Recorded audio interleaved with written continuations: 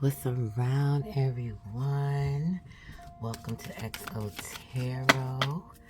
This is going to be your Sagittarius season.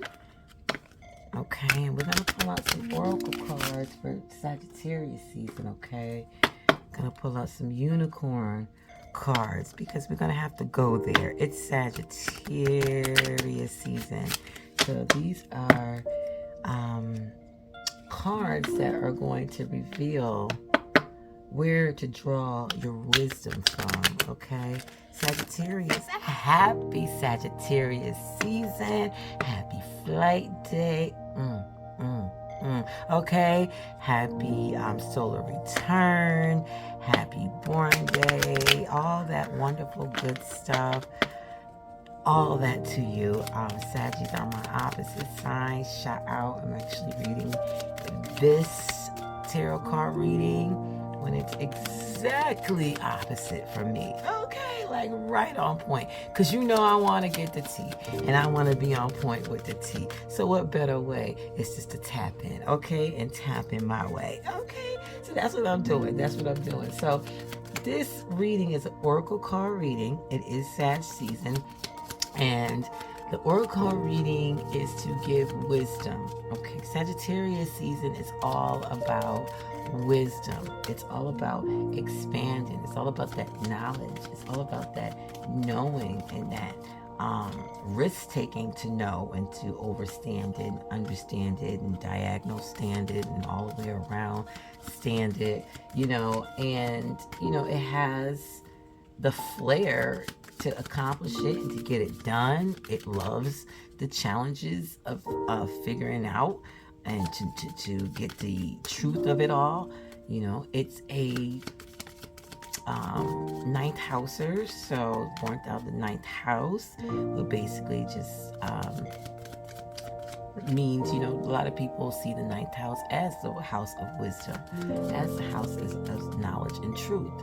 And the commonalities of it all that triggers down to its baby, which is Sagittarius, ninth houses, and cuspy babies too. So if you are cusp, if you're on the border of like a Scorpio Sag or a Sag Cap, you know what I'm saying? You should be reading, listening to this too. So let's say if you have, something in 3 degrees.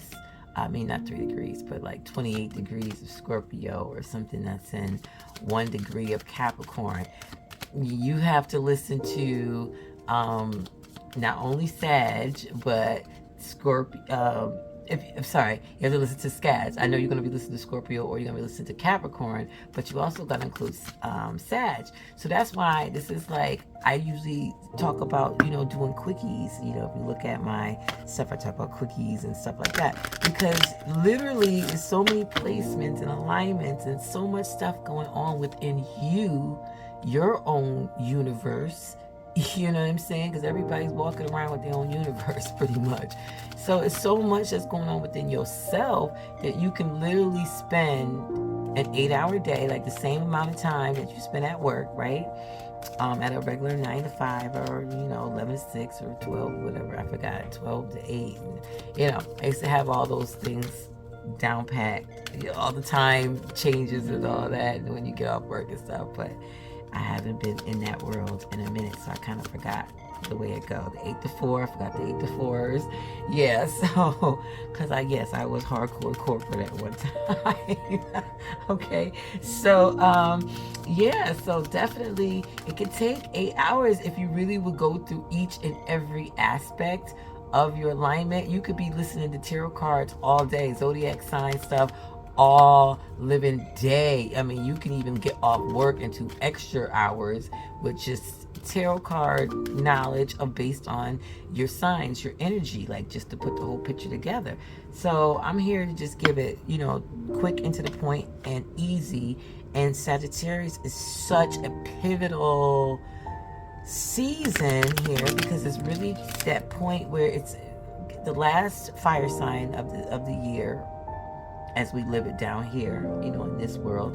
And, it comes with all this. And plus, it is the original North Node of this existence that we know of. Okay, we know of. Okay, we can't be talking about people of the past. They was on some more other stuff. Okay, I'm talking about right now. Okay, talking about really, but what about no? Can we just talk about right now? So yes, it is the original Gemini is the south node, and Sagittarius is the north node, and that right now we are in a galactic center time that's happening, and this is what I was born opposite of. So oracle cards is at this point is very important for me in order to give you a deeper aspect, because Sagittarius is such a connection to it all, to all possibilities, that it needs to be tapped in more deeper than surface level. And cards are always entertaining, so I figure I talk and I give cards and I let you know. So we're going to talk about Sagittarius first, of course, because it's their time, it's their mojo, they got the juice.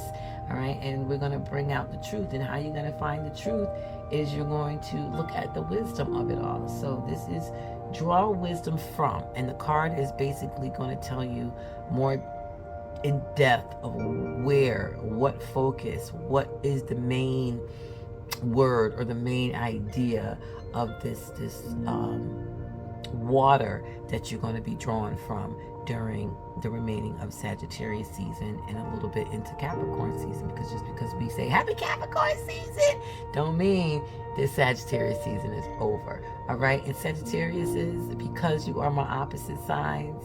All right, and I'm literally clutching my emerald right now. Okay, I'm really clutching my emerald right now. I'm gonna need you. Yeah, I gotta go there. I'm gonna need you to pay attention, because whatever card comes out here, it really comes from the bottom of my heart. Like, because you affect me, I affect you. We opposite, so we a team. Whether you like it or not, you gotta love Gemini, including Kanye and Trump. Ooh, am I gonna get some hate comments? No, I'm not, because y'all know where I'm coming from. I mean, the energy is the energy. The people is just the makeup, the outfit, the bones. It's like Halloween, you know, people put on them bone outfits and they zip it up. That's what it is. The energy is still there. All right, so let's get real about this, and let's find out what draw wisdom from. So what wisdom well, I don't know how I'm going to title this, but what wisdom well that you need to draw from. And it's going to be one word that you should carry around with you subconsciously, consciously, you know, past, present, and future, blend it all together. You know, let's do some things here. Let's do some things. It's sad season. All right, let's get started. It's been 8 minutes. Okay. And just let me be clear, because I have a lot of air, okay? And we're in my opposite season. So just to be clear, so we're going to draw wisdom from, there's going to be a word that's going to resonate or should resonate, otherwise the card wouldn't have came out, in order to seek truth, whatever truth you're looking for. Okay, I'm gonna leave that up to you. I'm not gonna narrow it down. I'm gonna leave it that open, because what Gemini and the Sagittarius agree on, we need space and we need to keep it open. So I'm not going to pinpoint it for you. I'm going to let you do your own work and pinpoint it for yourself. So whatever this card is, you're going to draw wisdom from it in order to seek truth. Okay, now we can get on. What's around, Taurus, Sun, Moon, Ascendants? This is your tarot card reading for Sagittarius season. Happy Sagittarius season to you. This is your reading for what you need to draw wisdom in order to seek truth. So what you need to draw wisdom from in order to seek the truth. And this is an omen. So you might think it's a raven. Well, no, it's an omen, okay? So this is the transformation that's going on. A raven flies overhead with grace and a calling hawking at you to heed the messages and signs all around us. You know what I mean? Birdie with a message, right? So it's going on all around you here. Transfixed by her graceful flight, you suddenly realize a transformation has occurred from mundane to magic. This is the Raven Unicorn, bringing you an omen and sign of things to come. Take heed. So your meditation during this Sagittarius season, Taurus, is doing this is daily, is the raven unicorn appears to you with a scroll in her talons. Unravel the scroll and receive a message, an omen from beyond that which is readily seen in the world. And what you're going to tell yourself on a daily basis is, I follow the signs and omens all around me. There are guideposts, right, all around while you go on your journey. And it's funny because a card wanted to come out as well, which was a journey card. So most of you are probably going on it, or starting a journey, or in the middle of a journey, at the end of a journey, or thinking about going on a journey. But it's something that you have dedicated yourself to, and you want to see it through. So yes, there are signs and omens and guideposts all around you. All right, flashing lights, and it could be anywhere. It could be, in a conversation. It could be, just happen to be in a store and somebody says something and it's not even your conversation. It could be you reading a book and something pops out, or you just happen to go down a certain street and something pops out at you. So it's going to be everywhere. So, quiet yourself, quiet your mind, and just pay attention. Okay, be aware. And then your daily actions, and this is a tough one. It is, but you can't have it both ways. It either is or it isn't when it comes to this, okay? You're going to have to turn yourself on. We're talking about omen here. And I'm sure when you got this, when I put that omen, you'll be like, ooh, all right. Well, since it's so ooh, then it's going to take some actions that make you go ooh, and that means turn off your cell phone. Ooh, yeah, turn it off for a few hours. Do a do not disturb. You might have one at night when you sleep, but put that same night mode system into the daytime hours. I know we're short of daytime hours now, but even if it's for, for a few hours, just turn it off. You could be doing something else, like at work or something like that. Maybe you might have two phones, a personal phone, a work phone. Maybe you turn off your personal phone for a little while, because you got coverage. If any emergency happens, somebody else would get that emergency contact thing, and you're the second one to call or something like that. But I know if you got kids, it's hard to do all that, and if you have a business, it's very hard to do all that, because you might miss an order or a question or whatever like that. But in a non-emergency case, an hour is not going to kill anybody.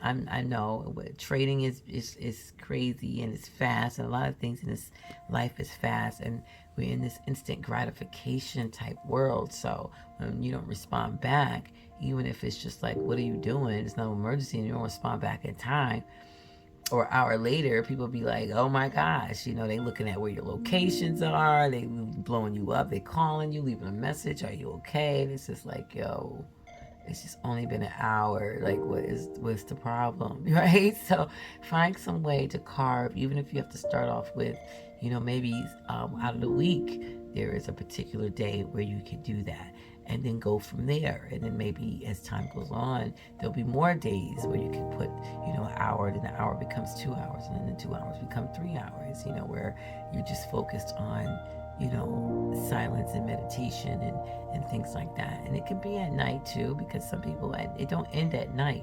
People leave their daytime hours office and go home, and that's a whole other job, just sitting there waiting for them for free. They don't even get paid for it. They do get paid for it, some type of short-term rewards and things like that. But most of it comes, you gotta wait 20, 30 years, 40 years to see, the benefits of everything that you've done, raising a family, or, taking care of somebody else's family, or whatever the situation is, right? So definitely carve out some time. If you don't have any responsibilities, but you may have a pet, but the pet is needy, you may want to put that pet on timeout, figure out a way to, maybe the pet has playtime in a certain room, and you set up everything in there, or I don't know, or you let the pet go next door and play with the kids next door for 3 hours and babysit, and you give the kids $5 or something like that to watch the pet, even though they would do it for free. But you want to keep it real fair and stuff like that. They can go and buy some candy or something like that, chips or something with that $5. So they'll be appreciative. But anything that you have to do, if you get what I'm saying, do it, you know, even if you have to rely on other people just to be able to get that time, because this is an omen and this is messages, and you don't want to mess with messages, because then it's going to waste your time in the long run about, oh, what should you do, where should you go, like, hello, you've been done got that message, but because you wasn't paying attention, now you stuck on stupid talking about what do I do next. Okay, you person got time to be wasted on that, you know. I mean, yeah, it will come back around again, but who knows when you'll get that that message to, okay, yeah, this is it. This is where you gotta go. This is it. But now is the time to pay attention. Have a good day and night. Taurus Sun, Moon, and Sinister in the Sag season. What's around you?